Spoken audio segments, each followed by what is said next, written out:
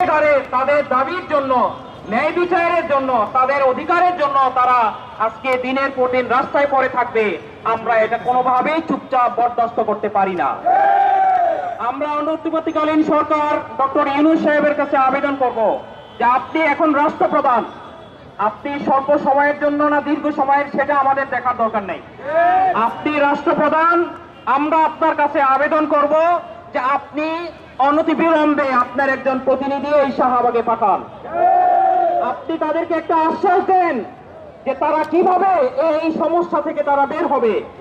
আজকে আমাদের সেনা সদস্যদের, অফিসারদের পরিবারবর্গ এক জায়গায় তারা দাবি তুলবে, সেটার কোনো কুল কিনারে নেই। বিডিআর সদস্য ভাইয়েরা তারা তো এক জায়গায় করতেছেন, আমরা দেখতেছি সেনা সদস্যদের, সে অফিসারদের পরিবারবর্গ এবং এই যে বিডিআর ভাইরা তারা তো এক জায়গায় তারা সবাই জাস্টিস চায়, তারা ন্যায় বিচার চায়।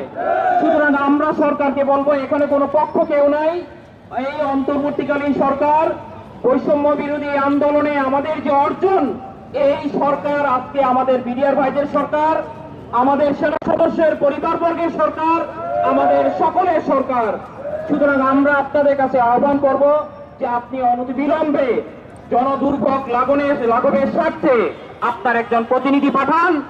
এই বিডিআর ভাইয়েরা এর একটা সুশৃঙ্খল বাহিনী, তাদের হয়তো এখন অস্ত্র নেই কিন্তু তাদের সকলেরই ট্রেনিং আছে। তারা যদি বিশৃঙ্খলা করতে চায়, আমি মনে করি এই বিশৃঙ্খলা রোখার সাধ্য আমাদের নেই।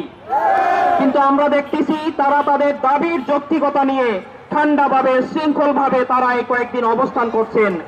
যদি সরকার আন্তরিকতার পরিচয় দিয়ে সাড়া দিতেন, তারা হয়তো এই শাহবাগ আটকাইতেন না, এটা আমরা মনে করি।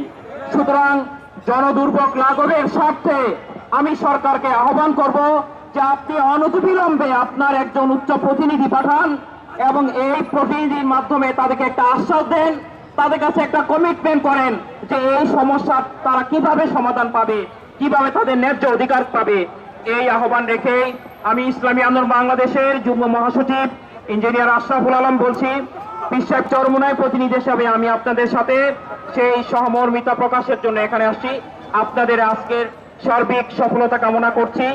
আল্লাহ তাআলা আমাদের সবাইকে কবুল করে নিন।